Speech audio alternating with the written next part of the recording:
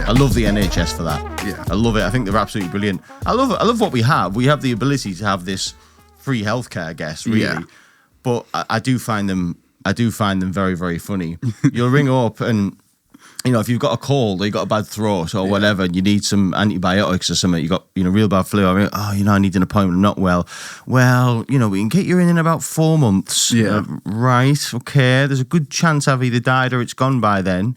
Same with the I mean, I had one the other day. I had something stuck. I mean, I told you the eye situation. No. Oh, mate. Oh, mate. What have you done? The eye thing. Mate, I've had a bad 2 weeks for injuries, you know. Right. Knee's gone, back's gone, and I had the eye thing. Yeah. Let's rewind ourselves back. Okay? It was a Thursday. Okay. I was in the sauna. This is no different to any other morning. Okay? And as you do, you get hot and sweaty. And I normally, like, rub my face when I'm in there, get all the wet off my face. Yeah.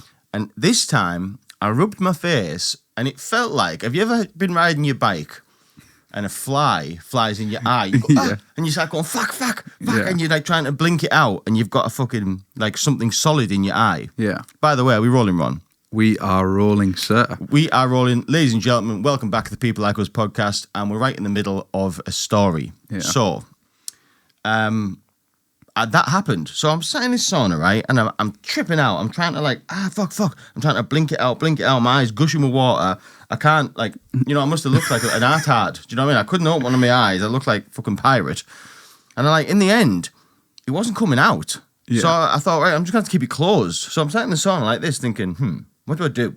You need to wash it. That's what you need to do. Yeah. Sink in the gym, splash, not out, still there. Nightmare. Driving back home like this with fucking eye. Oh my God, this is mental, man. Can't see a thing. Fucking get back to the house. I'm stood in the shower like this, trying to open my eye in the shower. Have you ever tried to open your eye like in the shower? It's rock hard. Yeah. Cut a long story short, mate, I didn't get it out, right? And I started making my eyes sore because I was messing about with it that much. And I basically got it to a point where it must have went up because I could feel it at the top. Right, and I was able to like open my eyes a bit, but if I thought it was in my head when I thought about it, it started making me blink. Yeah. But if I just got on with life, it was just like letting me like get on with it. Anyway, Thursday plays out. Throughout the day, I'm having various points where I'm going, fucking hell. Get upstairs to get me an eye bath from Boots. So I've got a proper eye bath now. All Thursday, that's not working. Friday comes, I'm back at work, it's still there, mate. It's still bothering me. I get to Saturday morning, I've got up on Saturday morning and I'm blinking. Still, and I'm thinking, this isn't normal. There's something in your eye. Yeah. So I ring them up, right? Bear with me. I ring them up on that 111 service thing, right? Yeah. And I think, I'm not going to lie, I'm going to tell the truth. They asked me some questions. They say, are you in any pain? And I was like, well, no, not really. Just irritating. Yeah. Have you got loss of vision? No. Have you passed blood in your stool? No. Like, ask me all these questions that were like horrendous things. And I was like, no, I've just got something in my eye. Right. Well, there's nothing we can do for you then. I was like, sorry? I said, I've got something in my eye. I need to get it out. Like, you've got an eye department. I need to go to the eye department. Yeah, well, you know, you've got to go to the chemist. Maybe the chemist can help you. So I said, okay, which chemist? Any chemist. Right, okay. So I put the phone down and I ring up my local chemist and said, hi, I've just called this number and they've told me to ring you. And the woman said, you a pet? And I said, I told her the story and she said, well, what are we going to do? She said, can you see anything in your eye? And I said, no. And she said, well, neither will we. She was like pretty matter of fact, and she said, they shouldn't have told you that. She said, what can we do? We're a chemist. And I was like, and I clicked and I was like, silly. I forgot you were the NHS. Yeah. Right. They've Beep, beep, beep. Here we go. Yeah. Yeah. I've just been on the phone. Can you ask me them questions again, please? Are you passing blood in your stool? Loads. Can you see out your eye? My eyeballs fell out and it's hanging on a string. Have you got any vision? I haven't seen anything for 6 months. Are you in pain? Excruciating. I keep screaming. I've only stopped screaming to make this phone call. She obviously knew I was lying, but I answered this. I said, look, I'm answering. She said, you don't need to be clever, Mr. Brown. I said, I'm answering the questions honestly. I am in pain. I am passing blood in my stool. There's blood gushing out my eye now. I need to see somebody today. Right, okay, well, in that case, you need to come straight down then. I thought so. Okay, see you later. So I come straight down with my not fucked eye. Yeah. Sit in the waiting room, whip me straight in, no problem, So I'm getting the eye dye like this, lights go off, this dye goes in your eyes. Woman's trying to have a look. She can't see it. She refers me, right, to the optometry, some shit like that. Sounds something to do with that. Yeah, optometry, some shit like that, right? Yeah. Anyway, this was for the following day, 5 p.m. Now, I will say, my experience with the NHS to this point was terrible. My experience from this point going on was actually brilliant. Yeah. Because this kind woman who initially saw me, she said, somebody's going to ring you shortly and tell you what time to come for the optometry. Literally, as I was going out, somebody rang me and I thought, I like this. That's good. Yeah. And the person I spoke to was proper nice. Yeah. Couldn't do enough for me. Are you at work tomorrow, son? Yeah, I'm at work tomorrow. Oh, what time did you finish? Because we'll work around you. And I'm like, fucking hell. This is like, where were you? You know what I mean? Like, there is goodness in the NHS. Anyway, off I go. Right, Ward 23, Memorial Hospital. I'm in this fucking waiting room, right? And then this gadgie gives me a shout first, right? And he says, come in here. So I come in this room, puts thing over one eye, read them letters. Thing over that eye, read them letters. And then he says, right, put your head back. I'm just going to touch your eyeball. And I went, you what, mate? And he said, I'm just going to touch your eyeball with this great big metal machine. And he had this like gun-looking thing. And I was like, sorry, mate. I said, I'm not following this. What's going to happen here? He says, I'm going to put this on your eyeball. It's going to touch your eyeball. And it's going to tell us the pressure of your eyeball. And I said, you won't be doing that, mate. I said, that's not happening, that one, mate. I said, we don't need to know the pressure of no eyeball. I said, my eyeball pressure is bang on, mate. Peak pressure in my eyeball. I said, I've got something stuck in it. I'm not doing that. Well, we need to test your pressure. I said, mate, you're not touching my eyeball with no machine. Like, no. All right, then get back in there. And I thought, look, I pissed him off now. Like, get back in that room. Somebody's going to shout you in a minute. So he wasn't the gaffer. He was just a gadgie. He was just the reception. You know what I mean? He was just there to take some numbers. You know what I mean? To give to the gadgie. Anyway, then it's the gadgie's turn, right? This African lady. She looked like Exhibit, like a rapper. She had like thing in her. She had like, it was quite nice actually. It had like cool pattern. Do you know what I mean? Yeah. Proper thick African accent. Do you know what I mean? Hello, Mr. Brown. Do you know? Lovely woman though, right? Couldn't do enough for me, but didn't take no shit neither. Yeah. Do you know what I mean? Right. Put your head in here. So you need to open your eye. So I'm on this machine. You put your chin on this thing, right? Your head goes on this thing, right? And she's got this great big, to be honest, it's so outdated, some of the stuff. It looks like it's from the 1980s. Yeah. These great big old contraption. Do you know what I mean? And she's shining this light into my eyeball and all this. And I'm going, I'm closing my eyes because it's that bright. You need to open your eyes. I'm like, fam, I said, there's a bright light in my eye. Like, I'm not choosing to close my eye. My eye's just doing it on purpose. Well, you need to open it. This went back and forward. After a while, I've irritated her, right? I can't see anything with the machine, right? She said, now I'm going to turn your eyelid inside out. I said, what? What did you mean? She said, you remember you at school? I said, yes. She said, did you turn your eyelids inside out? I said, I never, but I remember people doing it. Yeah. I'm going to do that to you. I was like, right.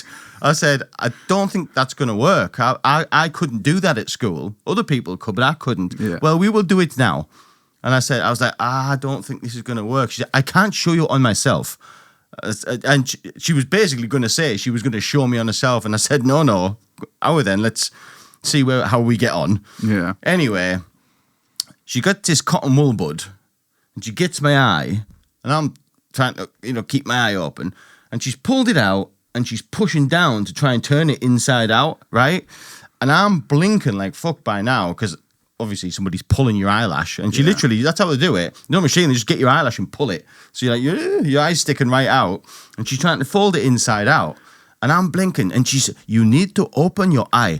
I said, "Oh, mate," I said, "Listen, mate," I said, "I can't open my eye because you're poking around in it." Like, it's called auto response. You know what I mean? It's just, that's what happens with your body. You know, I clap, you jump. That's part of auto response. Do you know what I mean? Well, it's not going to work. I can't see. I can't see anything because I can't get to the top of your eye.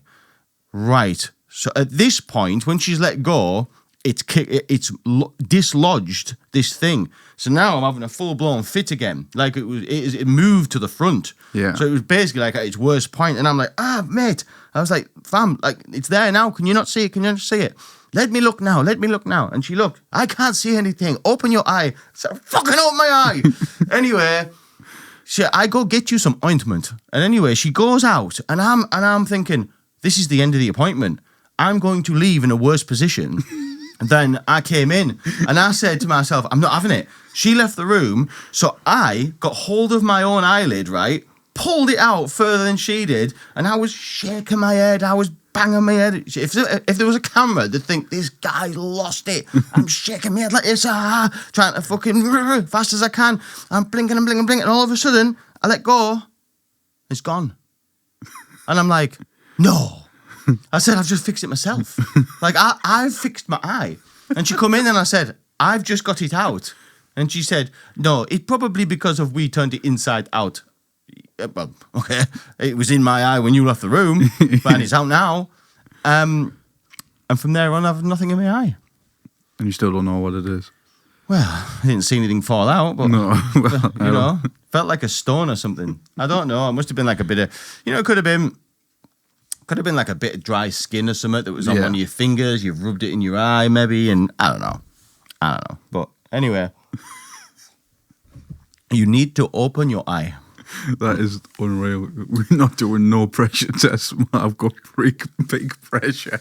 Bang on pressure on my eye, mate. Yeah, mate. Fuck that right off. Let's have a Google of this eye pressure machine thing. Eye pressure machine. It's an insane thing. Could you open your eyes and have somebody touch your eyeball? Oh. No, I didn't think you could. It's not just me then, right?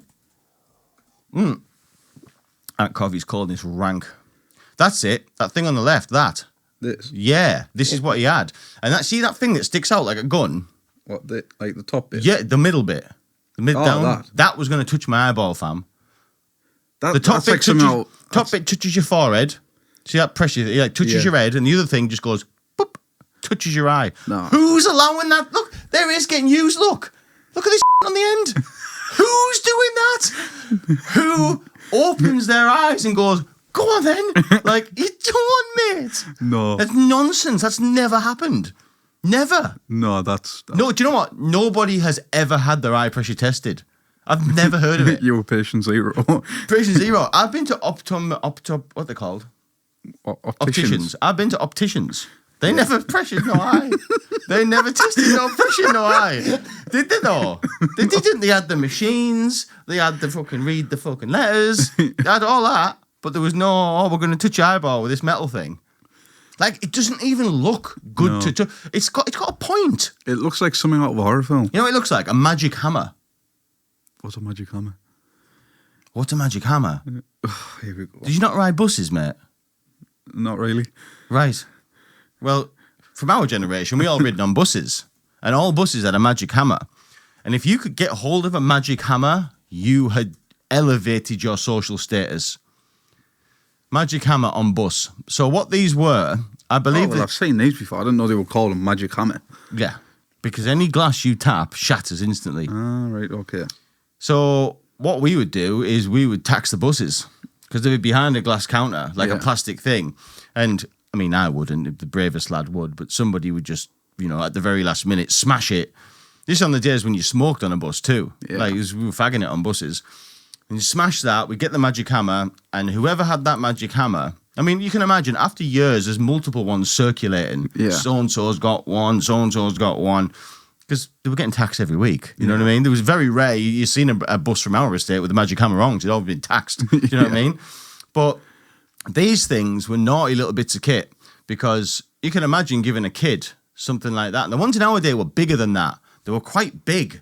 They felt like they were like, you held it in your hand, not your fingers. Like some of them look really small. What, like one like this? like that. Yeah, that was the one we had, exactly that one. And those, you literally tap a car window, tap a house window, shatter, shatter, shatter. So you can imagine those little hellions flying around the estate, duck, duck, duck, duck, duck, just smash, smash, smash, smash, smash, smash, everything. You little bastards, man. How do we get onto magic hammers? You were saying that's what the eye pressure machine looks like. That's the eye pressure machine, right? So who the fuck is getting a magic hammer in their eye? That's fucking... I don't believe anyone's ever had it done. That literally, that could be the, what do you call it? The cover photo for it. Oh, go on then. Thank you, mate. That could be a cover for a horror film, that. Literally could be a cover for a horror film. That's what it looks like, right? Yeah. Well, I've literally seen trailers where like they do shit like that. Obviously they use needles, but like for horror films, but... Made some Clockwork Orange shit. Yeah, that's horrible, that. Innit? So there's something I want to do. A lot of things I want to talk about, but I want to do an urgent appeal. Okay. And this is for a chap, right? So I'm in the steam room on Sunday, right? I've got my earphones in. I'm listening to updates about the David case, would you actually, if you want to know. And this guy said something to me, and I didn't hear him because obviously I was like doing my thing, not his thing. Yeah. So I stopped doing. Was that eye still fucked up at this point? No, fine by Sunday. This happened a week ago. Ah, right, okay. So, yeah, I mean, so I stopped doing my thing that I was choosing to do his thing that he'd chosen me to do, which was communicate. This is my mindset at the time. I was in a mood, and he said, first small talk to me. Oh, it must be hot up there, is it, where you're sat? Yep. Put it back at me. I kept talking, and he said something else. And okay, so all right, I'll turn it off because this is what's happening. So I turned it off, took him out, put him. It said, "Sorry, mate," and he said, "You had a conversation with Cameron Hardy, didn't you?" And I was like, your brain frazzles, and you're like, "Oh yeah, podcast." You've seen it, right? Got you. Okay. I said, "Yeah, that's right." And all of a sudden, I was like, "Guest." Do you know? Yeah. And I said, "What's your crack?" And he said, basically, he was doing. I can't remember what he initially was doing. He was doing something, then didn't like it, and he ended up being a pastry chef. He did a cooking course. Ended up being a pastry chef with this fucking Michelin restaurant, some shit. Now he runs fucking a very successful food van business. Right. All I know is I think he was about 34. I think I worked out his age at the time from what he said. He sounds like a really interesting bloke. Yeah. Right? And I was like, "You should come on." And he said, "I will." He said, "Maybe." The way I went wrong is I didn't get his name. Right. I told him to message us. That's like rule number one, man. Yeah, I told him to message us. Do you know what I mean? No one's messaged No us. one messages us. No. They don't. People say yes and they don't. So we need to track this guy down, man. Okay. So if anybody knows who in Darlington, leave a comment if you do. He's about 34. He likes cricket. I know that. He's big on cricket. He's just come back from Australia to watch the Ashes. Yeah. Loves cricket. I think he played cricket at a high level. I think he said something like that. He was very good. So he loves cricket. Currently has food vans. He's had tuk-tuks. They're called tuk-tuks. Them little tuk-tuks that you have in Asia. Yeah. Yeah. So he had them. He sold them, and now he's got trucks, proper vans, and he's just got a Smashburger one. He was saying. Two things. His story sounds really interesting first, except the cricket bit, because that's boring as fuck. But the rest of it sounds really exciting.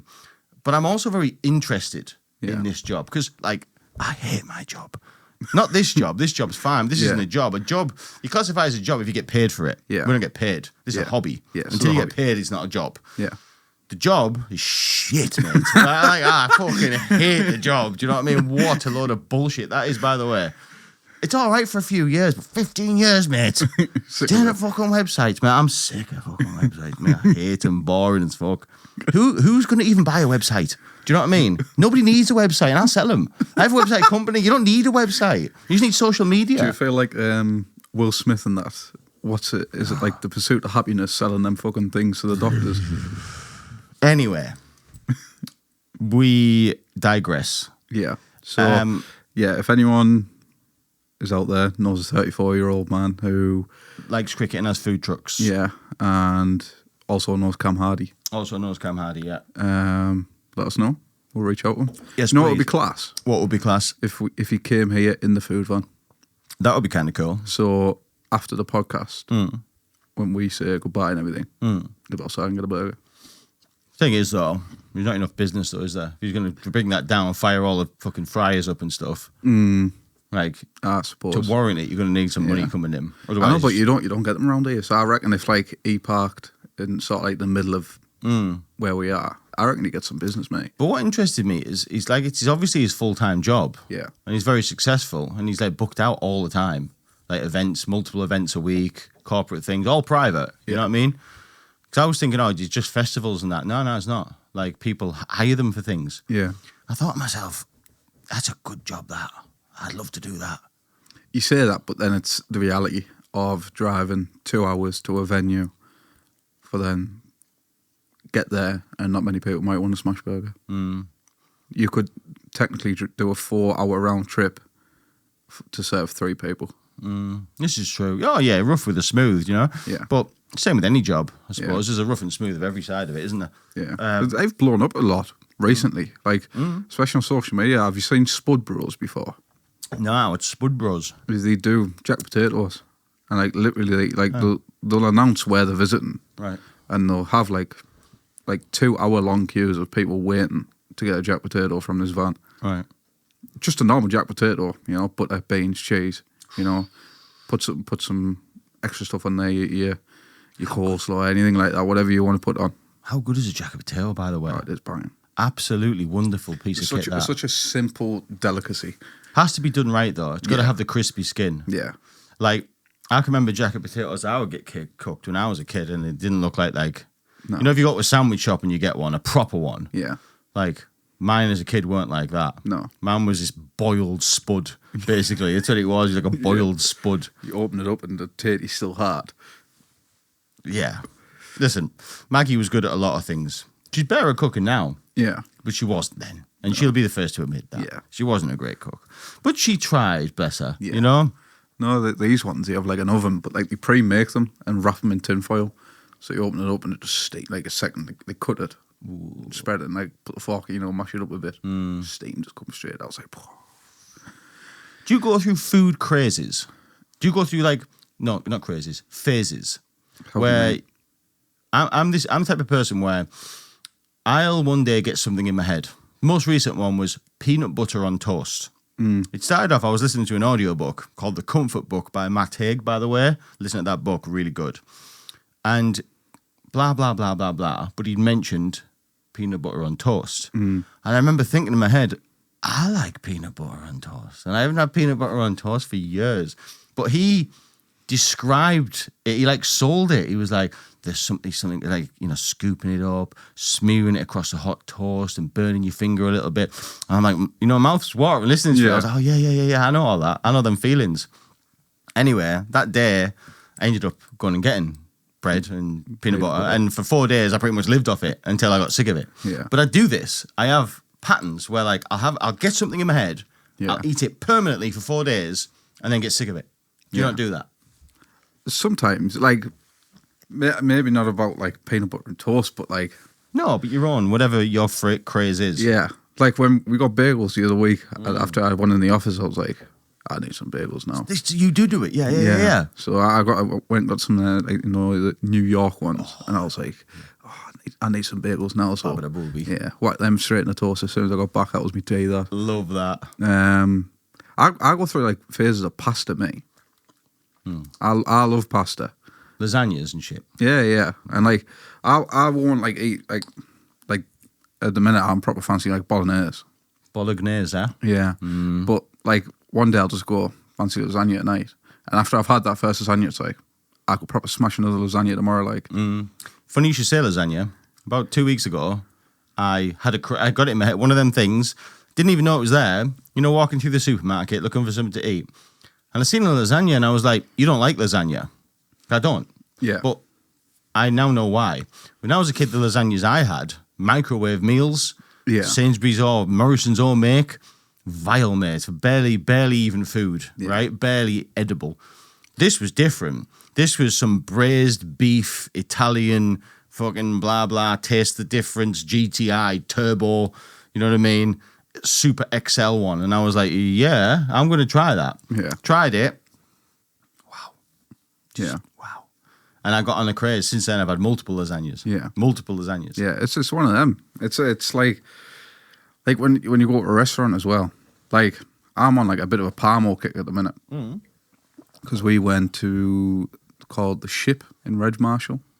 Yes. And they have 42 different Parmos. Mm-hmm.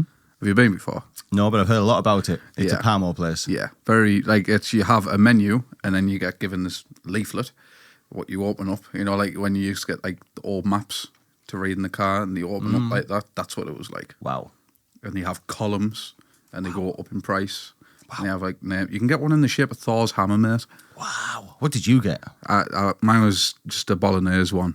I think I had a couple of other bits I can't remember, but it was called the Italian Stallion. Bolognese, yes. Parmo, yes. Let's bring them together. That's what I mean. That's where the bolognese craze, I think, has come from a bit, and as well as the Parmo. It was like, I was banging that. I couldn't finish it. I got a medium too. My mates got a large, and they probably smashed theirs in. My mate literally turned to us and he went, "You're shit for being fat, you."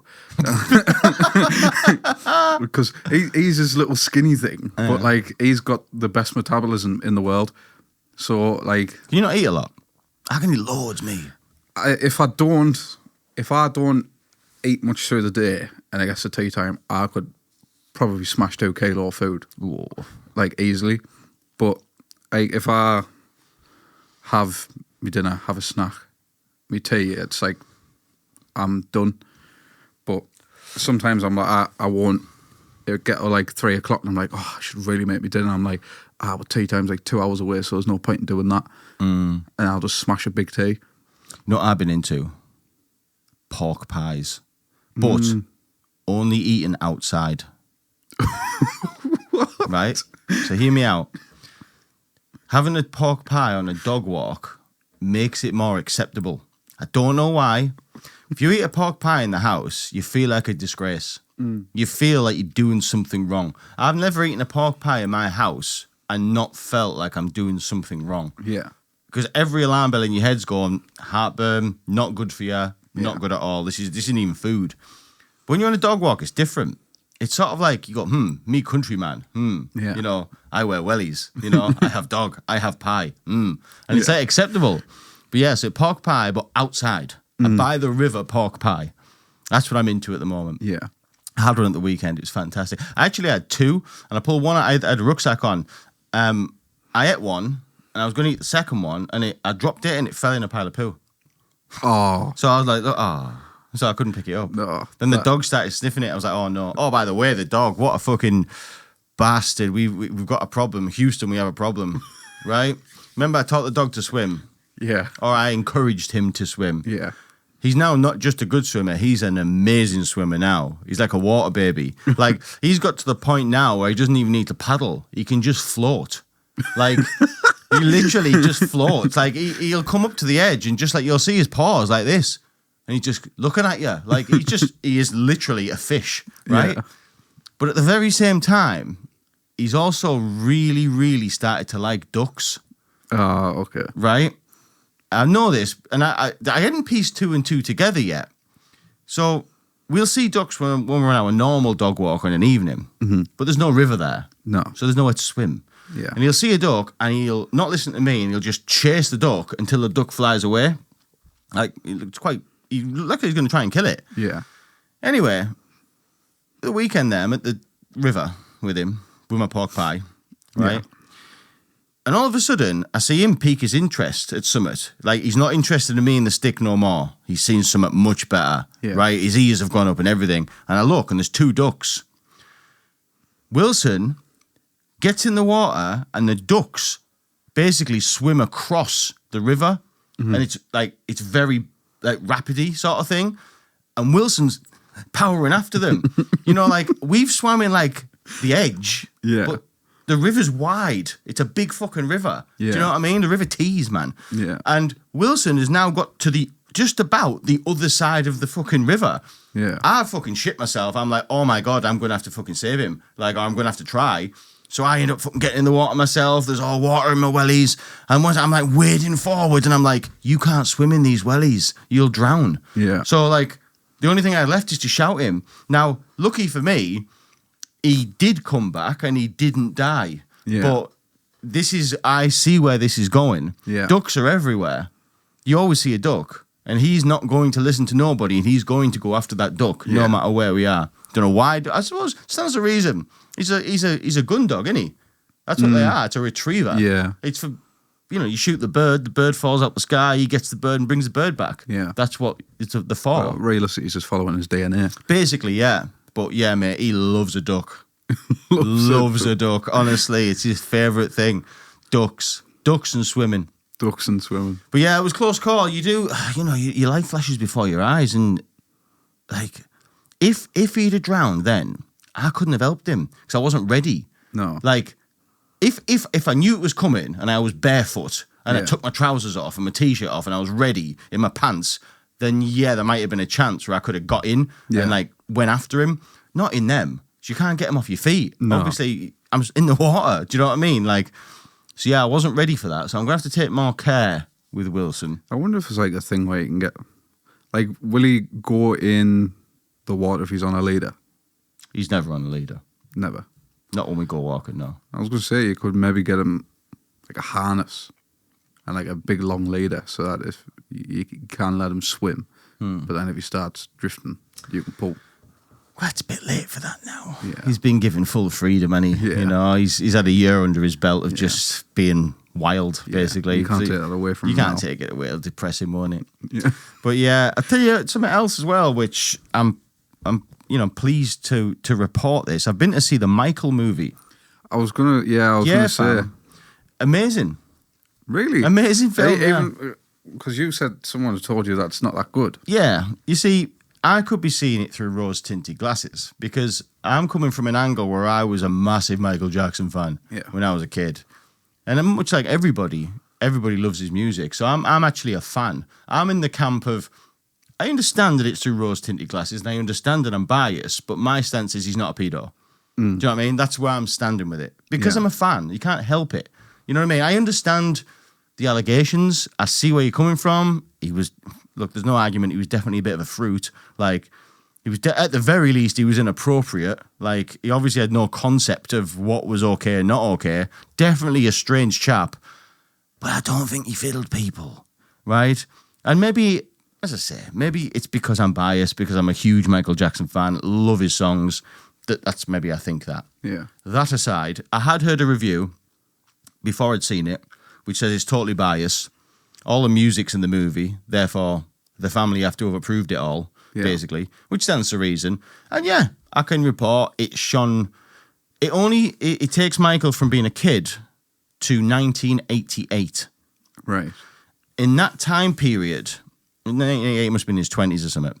In that time period, zero bad had happened. There was no child stuff at all. It was just there were the heydays of Michael Jackson. Yeah. The film ends there. Not, spoiler alert. That's where the film ends. It does say to be continued. But the whole, it is bias. It is. How we'll never know how close to reality that is. Yeah. One thing you do forget, he had a very privileged childhood, didn't he? Because he was a massive success in the Jackson 5 as like a 10-year-old. Yeah. So like they were living a very, very, very wealthy superstar life as kids, basically. One thing I was going to say is, I didn't grow up listening to Michael Jackson, so I have no idea of the scale. But we put out a reel. And we've had quite a few comments.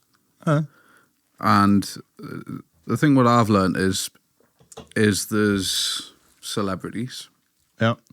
And then there is another tier where there is two people in everyone's eyes.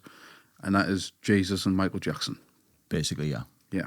Mm-hmm. I did not realise people viewed them as that. Like, people were saying, because obviously we mentioned Elvis in the same sentence, and people were saying, from where I'm from, no one knows who Elvis is, but Michael Jackson, everyone knows who Michael Jackson is. Yeah. Now, they're only saying that because they're from a different time period. If they were alive in the 60s, when Elvis was massive, he was that. Yeah. But obviously, from my generation, I was born in 1985, and my memory only goes from 1989 onwards. Yeah. Elvis was dead. Yeah. He was just somebody that your dad listened to. Yeah. So, that person who said that, I disagree with them. I think if you had the luxury of being alive the whole time, you'd have seen that he changed music. Yeah. He was the first person. No, he wasn't the first, but he completely changed music. He made rock and roll, basically. Yeah. 100%, yeah. But yeah, look, whatever. But Michael Jackson and Jesus, yeah. Michael Jackson have a certain type of fan, which they do sort of God sort of him. Yeah. Think he's a bit Jesus-y sort of thing. Yeah, he is put on a very, very, very high pedestal. Yeah. And that's, yeah. Like I say, we got a lot of comments on everyone. Pretty much 90% of them were saying that Michael Jackson will never be topped. No, he never will be topped. Never, ever, ever. There'll never be another Michael Jackson. There'll never be anybody as famous as Michael Jackson. No. But again, we can't really remember, not that much, because he died when I was in my early 20s. But his level of fame was like different to everybody else's, man. Yeah. Like, you know, the old school, like, now I don't think there's really anybody, not really, that would, if it was known that you were in a certain hotel room, that there would be a crowd of people on the street all screaming your name. I don't think Taylor Swift would get that. I don't think Justin Bieber would get that now. I'm not saying there wouldn't be fans asking for an autograph. There would be. Yeah. But the crowds of screaming people, crying and shit, Yeah. that was his fans. Yeah. And that was every country he went to. Yeah. Like, he was a different type of famous. Different type of famous he was, by the way. Yeah. What a, like, not horrible, but what a hard life that is. You can't walk 5 meters without being crowded. Well, this is half the theory, isn't it? Or certainly it's mine, that because of the life he lived, this very unusual, the film does depict his dad was a bit abusive, like. His dad was a bit nasty. Like, when other kids were out playing, they were forced to rehearse. Yeah. Like, the dad is basically responsible for making the Jackson 5. He started it all. As much as he's a dickhead, and the film shows he's a dickhead.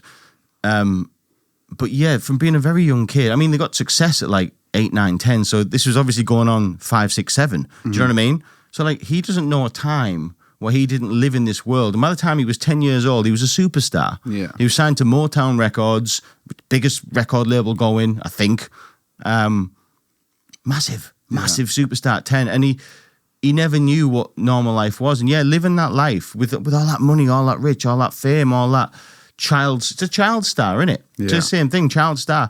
I do believe that sort of fucked his head a bit and made him, well, it would. You wouldn't be in touch with reality because you've never lived in it. No. You've never, mate, man had a giraffe. Man had a giraffe. Yeah, man, he had a giraffe in his house. Like, he had snakes. Now, how true this is, if that film is accurate, Michael Jackson, growing up as a teenager, they had a big family house, right, where they all lived, all the Jackson 5s, mum and dad, Michael himself.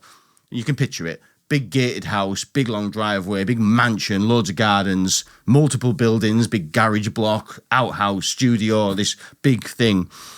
And it was like a zoo. Yeah. There was a llama mooching about. Wow. There was a fucking giraffe looking in people's windows, right? He had a gorilla or a monkey or something, an orangutan. I think it was an orangutan. I was going to say... No, not orangutan. A gorilla would be... chimpanzee. All right, okay. Bubbles. He had chimpanzee called Bubbles. That was it. That lived with him. A big fucking anaconda, fucking boa constrictor. He's stroking it like mental. Now, that might be bullshit. Yeah. How accurate it was. It was like some out of a movie, but it was a movie. But yeah, man, this is the life he lived, and it's a different. Giraffe famous is a different type of famous. Do you know what I'm saying? Like, I wouldn't. Where would you get a giraffe? I don't think Taylor Swift could get a giraffe. No. Where are you going to get a giraffe from? No, it's not something you just go out and get. Nah. No. Oh, I want a fish. I want a dog. I'm going to get a giraffe. It doesn't happen. My man had a giraffe in his garden. But it's not like Mike Tyson when he had the, was it a lion? Apparently tigers. Tigers, yeah. When he had a tiger. And it was like, how does one, who does one have to contact to go, say them tigers there, mate, say them giraffes, get me one of them. Yeah, let's ask ChatGPT I want a giraffe. I want a giraffe. How could I get one?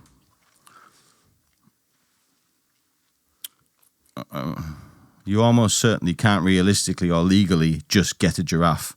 And if you could, It would be widely expensive and complex. Let me break it down. You need huge land, the very tall and reinforced fencing, specialised diet, veterinary specialists, companionship, they're social animals, legal reality, international wildlife law to no-go, they have to be quarantined.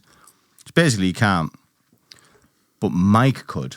But hang on, costs. Yeah. This is where it gets crazy. Giraffes itself, 30 to 100 grand if it's available legally. So hang on. There's a price. When you're putting a price on it, that's no longer not illegal. No. That you're saying it's possible. Yeah. So you can get one. Yeah. It's illegal, but if you pay the right amount. Transport, tens of thousands. Exclusive setup. Exclusion setup, 50 to 200 grand.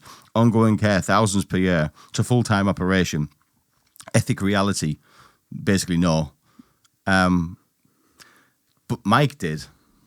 Mike had a giraffe. Well, this is what Google says. Technically, you can own a giraffe in some jurisdictions, but it's extremely impractical and usually requires special permits, massive acreage, and exotic animal expertise. Giraffes are not suitable pets. They are herd animals needing massive specialised enclosures over 18 feet tall and over 75 pounds of food daily. Wow. Could you smash 75 pounds of food daily? I'd give it a good go. Day. That's some sort of bush tucker trial, that. I've just Googled another one because I've heard before. I said, can you own a tiger in the USA? I've heard this before. And there is no single nationwide ban. So you can get a tiger. If you want a tiger. Those be all sorts of pet, mate. Someone will probably have a great white. States where it's basically illegal. So there is some strict permits. Yeah. Basically, yeah. Yeah. Michael Jackson had giraffe money. But anyway, where I was going with it was the movie itself. Yes, the Michael movie. I loved it, man. It was great. It was like being at his concert. He's singing on stage, seeing him dance. Even if it was fabricated and a load of totally made out in their family's image. Yeah. Still a good movie. Yeah. Still a good movie. That's what it's about, innit? Are you not entertained? I was entertained. Yeah. Were you singing along? Yeah. Yeah. My feet was tapping. Yeah. Beat it. I fucking loved it, honestly. I felt elated when I left. All the way home, playing his songs and that. Yeah. Oh, man. That's the best out. When you get out and say, we'll put that song on. Yeah. It's I was on social media yesterday and I heard, have you ever seen the animated film Rio? No. There's a song in there, I don't know the name, but it came up and I was like, oh, that's actually such a banging song. And ever since then, I've just been like, I'm going to play that today. I've just realised your Google search there. Yeah. Can I have a great white shark? No, it's impossible to have a great white shark as a pet. Straight up, they cannot survive in captivity because they are highly migratory. Yeah. Needing to swim thousands of miles constantly to breathe and feed. Despite many attempts since the 1950s, captive great whites die or must be released within days or weeks. So there isn't no great white shark in captivity anywhere. So you could, if you say a great white shark, that's it can never be put in an aquarium. No, why no aquarium as a great white shark? I didn't know that. Didn't know that. No. But come to think of it, I've never seen one. No. I've seen whales. If I say a shark, mate, it could be any fucking shark. It could be a shark with no teeth. I'd fucking shit bricks, mate. What a mental animal that is, by the way. Yeah. Shark. The fucking great whites are fucking huge as well. Are you sure you're not watching Jaws? I think they're smaller than you think they are. I'll tell you what doesn't help me, case. Have you ever watched The Meg, Jason Statham? No, I know what it's about, though. A big giant fish in it. Yeah. Well, it apparently was a real fish. Was it? Yeah, you can buy Megalodon teeth and that. Oh, yeah, back in the day, prehistoric days, dinosaur days and shit. But, when we talk about our fear of the ocean, that the Megalodon is one of mine. Is it? Great white sharks are off it, aren't they? Look at the size of that fucker. They're whales, then. Oh, yeah. So it's a shark that's a whale. Yeah. In layman's terms. That's a clip from the Meg. It's a big fucking fish, right? Big fucking fish, mate. Right. Yeah, I mean, look, probably if you go back to dinosaur days, it was probably giant everything, right? Yeah. You would think. Yeah. Yeah. Scary shit. No. I'm kind of upset by that. I can't have a great white as a pet. I was really planning on doing that. I know, yeah. It would be a mint party piece, wouldn't it? Yeah. Imagine if you were like a super, super, duper, super, super, super billionaire, right? Like if you, you know, like, if you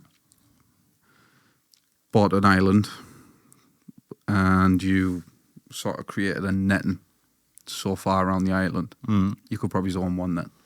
Yeah. But it'd be kind of shit, though, because, like, you can't get in and play with it. Well, no, that's a fucking horrible idea. You can't get in and play with it. And so, like, therefore, like, you can't see it. Yeah. All you're going to ever see is occasionally you'll see it's like fin stick up and shit, but like you can't like have a look. What I was thinking is imagine you were a gazillionaire and you had all the money in the world.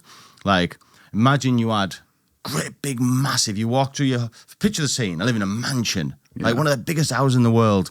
You open the great big doors and it's a huge hallway with multiple staircases going up the side, but right smack bang in the middle is a glass fucking round fucking fish tank, but a big fucking one. Yeah. 50 foot by 50 foot or 100 foot by 100 foot. Great big massive see-through fish tank. As high as the second floor. Yeah. You know what I mean?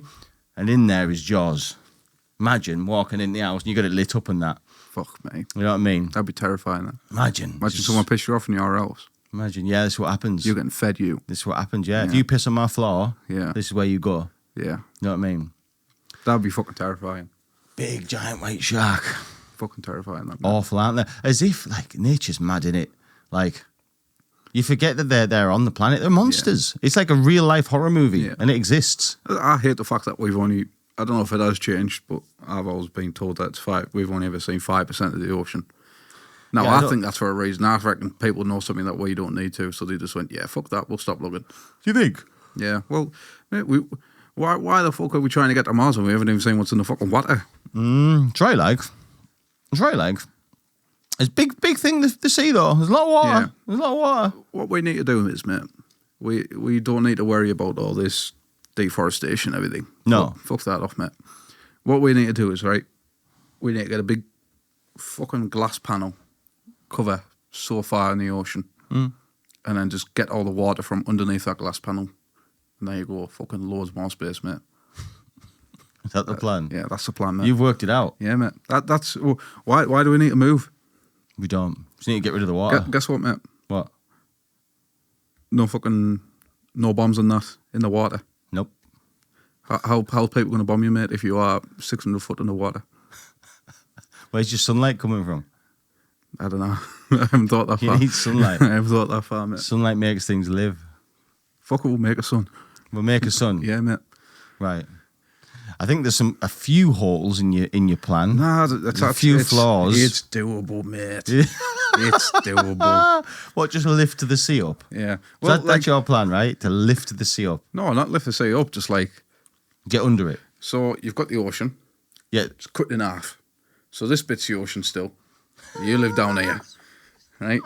And then get a lift and go up and that's your sunlight, mate. Just cut the sea in half. Yeah, just cut the sea in half. Out of curiosity, what tool do you use to cut the sea in half? Oh, no, this is what I'm saying. You get a big...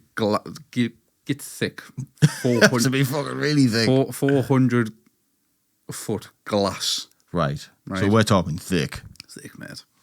Right? Put that across the ocean. Across the ocean. Yeah. Right, I've got it. Okay. I'm picturing the ocean. Yeah. And this then, big glass thing that's 400 miles thick. Yeah. And you put a little manhole in so you can get in and out. Well, that's it. Create it so it's easy access. Right. An elevator or something. If there's a hole in it, won't the water come through though? No, this is what I'm saying. So you then funnel this tube with an elevator in to the surface.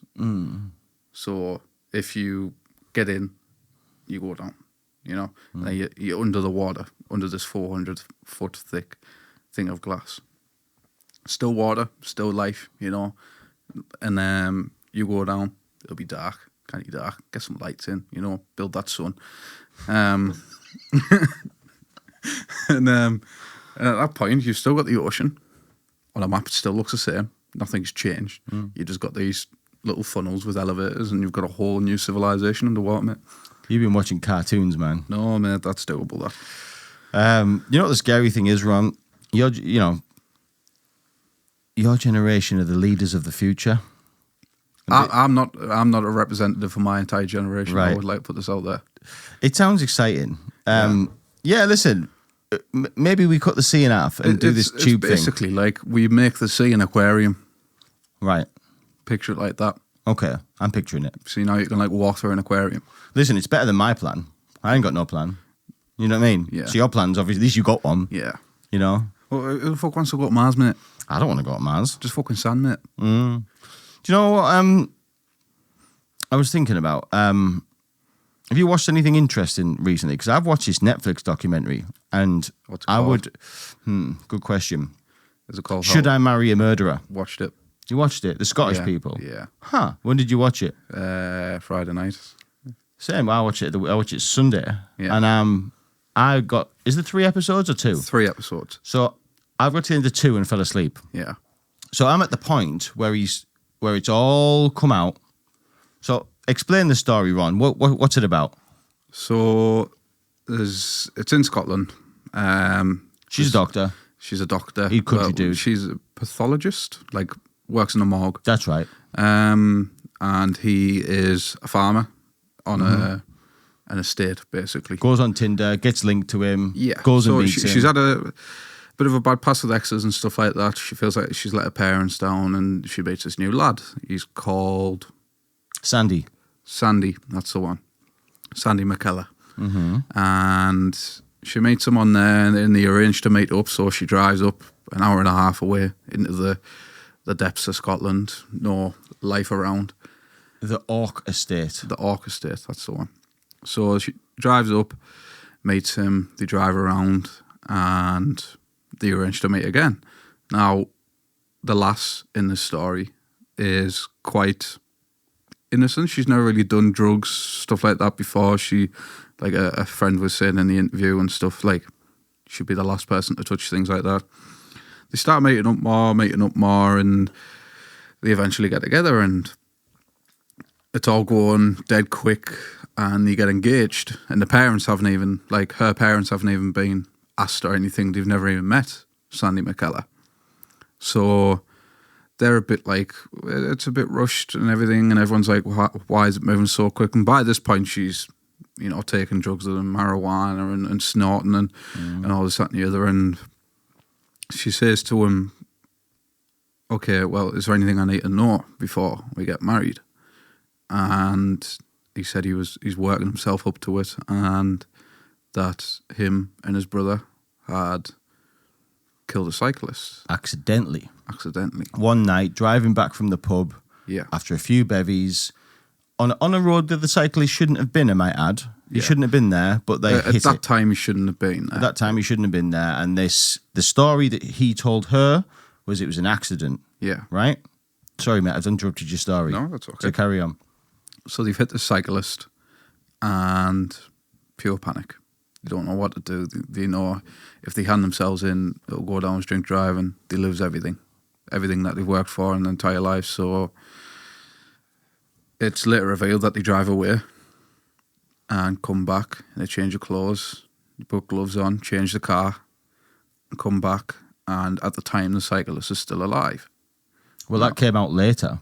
So initially, the first story that Sandy told him was they killed him, and then basically they took him back to the estate and buried him. Yeah.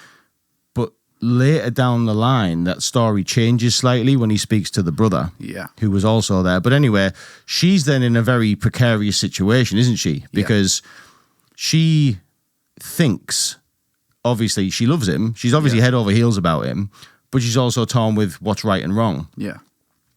Carry on from there on. So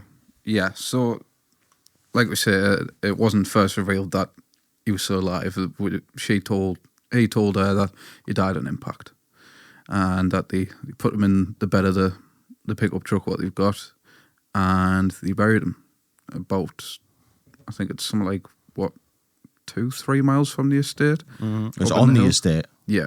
Yeah, it was on the estate, but it was like the estate is deep into the estate. Yeah, the estate's a big place. Multiple miles. Yeah, so they buried him, and as the story goes on and how she's working out what to do because she's well in love with him, and after the past and everything, she's she knows she has to do the right thing, but she just can't bring herself to do it. And details come out more in that before they buried him, they covered him in bleach to sort of take away the decomposing and stuff like that. But she did dab him in, didn't she? She did contact the police. Yeah. In the end. Yeah. And, well, not in the end. It was quite soon, right? It wasn't too long. She was smart about it because yes, he told her, and yes, he'd given her a rough location, i.e. said where we shoot the clay pigeon. He's buried pretty much beneath your feet. She didn't know exactly where. So if she was going to try and take him down, she needed to know, and she needed to find a way. And it was all down to a sugar-free Red Bull can. Mm-hmm. So he showed her, and as they were walking back, she dropped a can of Red Bull on the floor to sort of mark her area. Mm-hmm. And police were contacted, but they couldn't tie them to it. Mm-hmm. Like it took them a while to find the body because obviously they just knew the vicinity, Mm-hmm. so they were digging up everything. And by this point, they'd been brought in for questioning, but they were released because they couldn't stick it to them. So it kept going on, and this lass, I can't remember her name for the life of us now, she's determined to sort of take them down, but she's still in love with them. Mm-hmm. So she's recording, she's... Because him and his twin brother, who also ran the estate with him, end up... Because they're not allowed to go back to the estate once the investigation's going on, right? Yeah. So they have to go live at her house, so her flat in Glasgow. Yeah. So they were arrested at a party. They were brought in for questioning and they were released, but obviously not to leave anywhere. But they weren't allowed on the estate, so they were staying with a friend, and then obviously with them being fiancé and everything, Sandy McCullough could technically stay with this lass. So... But that's when the other bit of the story came out, right? Where the story changed. Yeah. Where one day when they were in the house or something, the brother had said, "What exactly did Sandy tell you?" Yeah. And basically the story that Sandy said was, we hit him, it was a guy, he was dead, we buried him. Yeah. But it wasn't really that. It was the guy was hit and alive. Yeah. And did they kill him or did they bury him? So he was still alive. Like I said, he drove away, got changed, put gloves on, changed the car and come back, and so it didn't look like it was them or anything, and he was still alive on the side of the road. Bear in mind the bike is still in this story. If you haven't finished it, no? Okay, well, I'll leave the bike then. And yeah, so he wasn't dead straight away. I believe he died in the back of the pickup. Did he? Yeah. Is that what it was? I believe, if I remember rightly. I can't remember properly. And then they took him back and they had a party the same night while there was a dead body, I think. Or a party the next night. And basically that body was 50 foot away from people. Wow. And the next day they took a digger up and buried him on the estate. Wow. Yeah. There's a few things, isn't there, like that sort of I remember. I remember one thing, that the coppers had turned up at her house when she was, not hiding them as such, but having them to stay. Yeah. And they'd come in and basically barged in, the coppers, and basically said, "Yous can't be here." Yeah. Sandy had said, "Well, technically I can, because she's my fiancée. Yeah. My brother can't, but I can." Yeah. Blah, blah, blah. But at the end of it, he's turned around to her and said, "How did they know your name?" Yeah. Because they come in saying her name. And it was like, uh-oh. And long story short, or short story long, it gets to the point where he figures out, or finds out, whatever it is, that she's grassed him up. Yeah. And he comes to the house. She thinks he's going to get killed. Yeah. But in actual fact, he wasn't. He kind of said, "Shouldn't have put you in that position," sort of thing. Yeah, it was a weird fucking turn of events. I thought he was going to absolutely spark the fuck over. I thought he was going to kill her. Yeah. I thought, "Yeah, you're dead." Yeah. But also was aware that she was telling the story, so couldn't have died. Yeah. But I thought she was getting a good hiding at the least. Yeah. And then while she's recording all of this from him opening the door. Yeah. And you can hear it in her voice. She is terrified. Yeah. And he's not like there to hurt her. He's just he apologising, really. That's what he's doing. But on the way down, when he was ringing her, he sounded fuming. He was shouting and that, right? Yeah. So then he leaves after saying like a kind of is what it is sort of thing. Yeah. That's where I fell asleep at this point. Yeah. So what happens after this? I assume he's gone to prison, but what happens in the meantime? So she is still with him, and it eventually comes down to the bike, what the cyclist was riding on the night he was killed. If they could get the bike, they would be able to tie it to the damage on the car, what they hit him with, because they had it. So they worked out that he drove, I think it was to Glasgow, halfway across Scotland, basically, to a garage to get the car repaired, and he paid in cash. Right. And said that they hit a digger. They don't want to go through insurance. Could they fix it? And there's photos from the garage of them repairing it. So if they could find the bike and find even a scratch of paint from the car, that ties it dead on, nailed on. So she clocks this, and they're going to trial. And she's now split apart with him while he's being arrested and everything. And while it's going to trial, she's stressed a bit. She's depressed. She's on heavy drugs, in a group of friends that she didn't really want to be with at the time. And she bails. She got a court order to show up. Pretty much the entire defence was built on her being the witness. Yeah. It was one key witness, and it was her. And she didn't turn up first day of the trial. Where did she go? She went back to the estate. She drove up to the estate. Where was he at this point? On the estates? No, he's arrested. He was in the courtroom. So he's in waiting. Custody now? Yeah, he was in the courtroom waiting to start his trial. So she's gone up to the estate to find the bike. Have the coppers not looked for the bike? They couldn't find it. So what the fuck she knows? Find it? She knows roughly where it is. Where the bike is? Yeah, because he told her. Where the bike was? Yeah, so there's a waterfall, but behind the waterfall is like a cove behind the waterfall, and that's where the bike is. So when did he tell her the bike was there? I don't know. At some point, because he said he had to chuck it in. Right. Like, I think he chucked it down. It got stuck or something behind this thing. Right.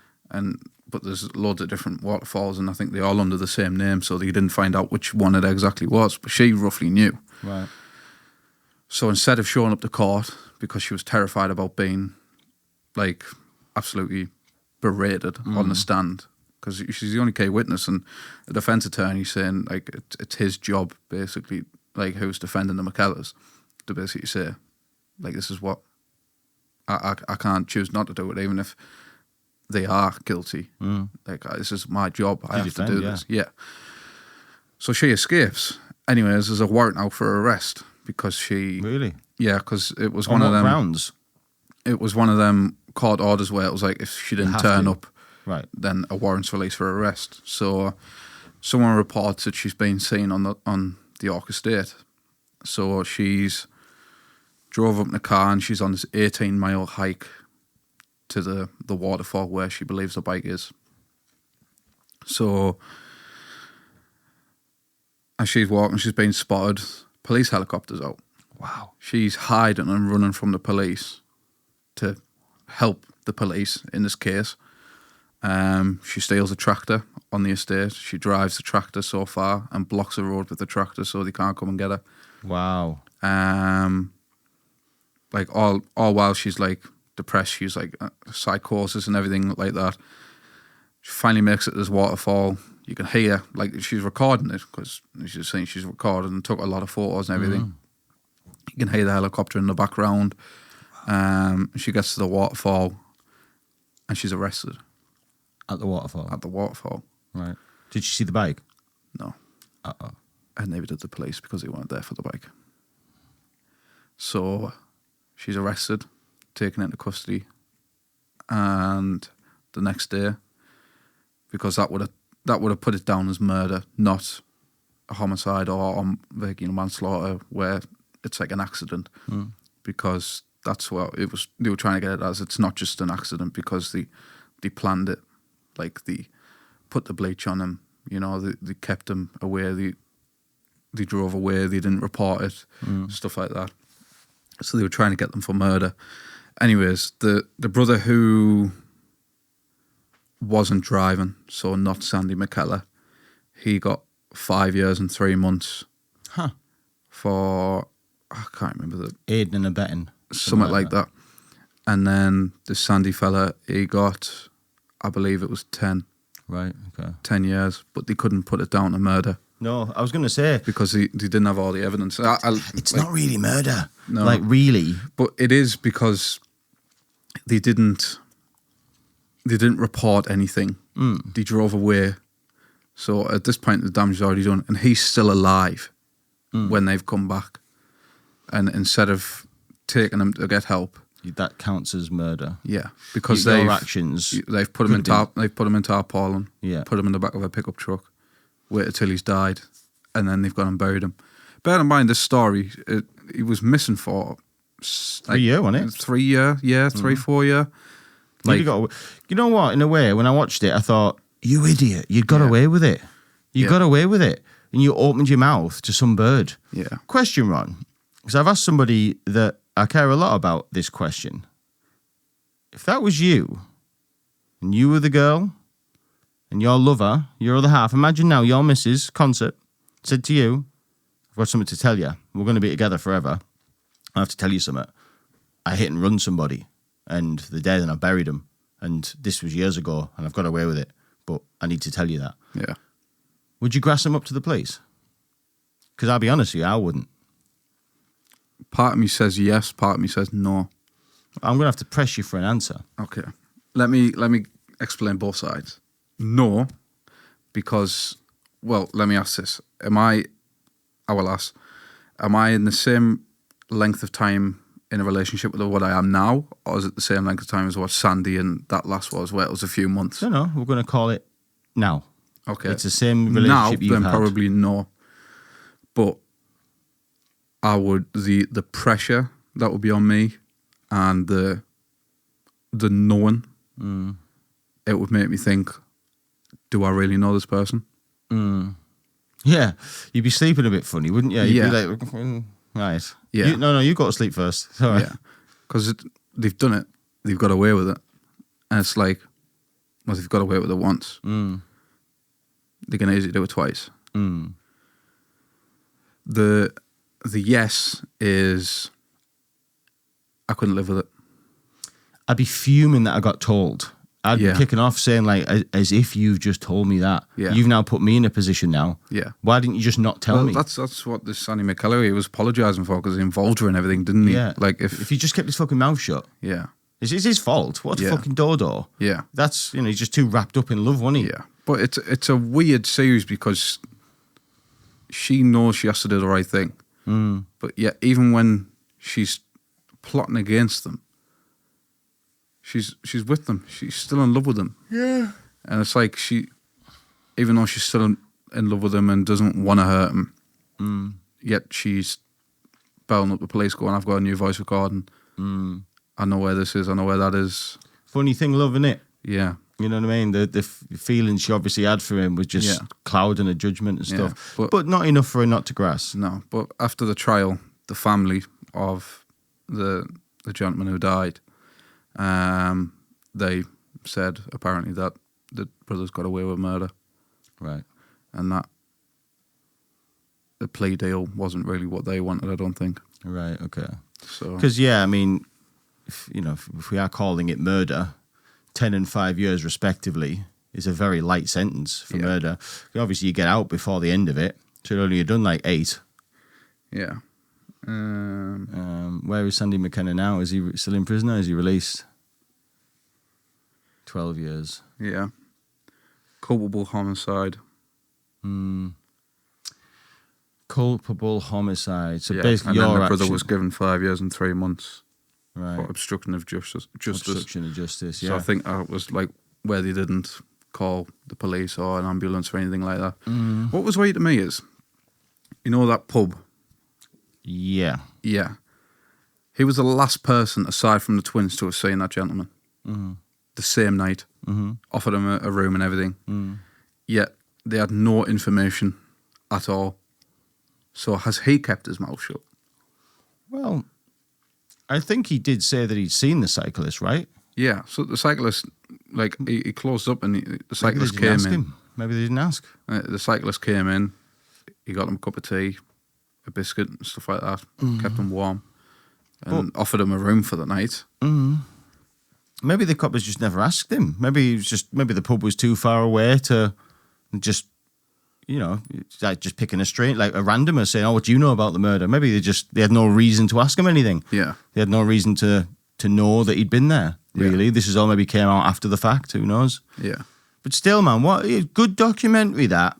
It was. Good documentary. I like ones like that where it's just, man. like 3 episodes, smash through it straight away. I like ones like that where I don't have to watch 7 seasons to get to the main story. I'll tell you what I did watch as well, because I kept seeing it pop up on socials. Chernobyl. Oh, yeah. The big power plant explosion. Ukraine. Yeah, they released a series. Like, there's documentaries and everything, but like it's a series about what actually played out. I think some of it's a bit over-exaggerated. I don't think it is quite the truth, but that, for someone who knows all about nuclear shit, but only hears like bad things about it, like understanding if ever nuclear warfare was to happen, what would the side effects be? And that is a hard thing to like take in when you see some of the images. Oh, like, yeah. Oh, yeah. Yeah, like when they find out it's 15,000 Rontgens, which is basically the same amount of nuclear waste that's being released as a nuclear bomb. So it works out like 2 nuclear bombs per hour. So by the time they found out, it was like 20 hours in, that's 40 nuclear bombs by now being carried all across Europe. Crazy, man. If you ever, it's only 6 episodes, like an hour long episodes, so it depends if you've got enough time, you could probably smash through it, but oh yeah, I like anything like that. That's, like, when you don't understand it, like the injuries and how radiation affects you and how everything played into it, and because like they thought that these RBMK reactors were indestructible, and yet they found a leaflet type thing talking about the RBMK with 2 pages taken out and some information redacted afterwards. And it was like, so they knew about it and they hid it.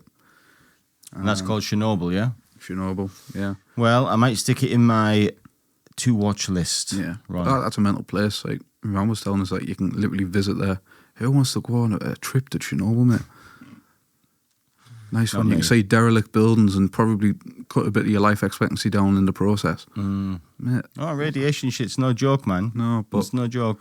That was a really good series. Like I said, I'd seen it keep popping up, but like, it's like there was someone who picked up a piece of graphite. Now, graphite was only found in the car, and he picked it up, and literally 5 seconds, well, for say 5 seconds, it was 5 seconds in the series, but a few minutes later, his hand is like burnt. Wow. Just from touching. And you think, that's fucking scary. Because like anything could have fucking radiation in it, really. Yeah, it's just the whole process of how they're doing it, because obviously it was new. Nothing like this had ever happened before. So it was like how it all went down. And it's shit like that stopped us having nuclear reactors and plants and stuff like that, because the danger of them. Yeah. Well, like they show the trial and how they talk about how you saw Ukraine did it on the cheap. Well, it was Soviet Union at the time. So how they did it on the cheap, and how technically Chernobyl should have never even been open because you have to pass all these tests, and one of the tests wasn't passed, which was coincidentally the same test they were doing on the night of the explosion.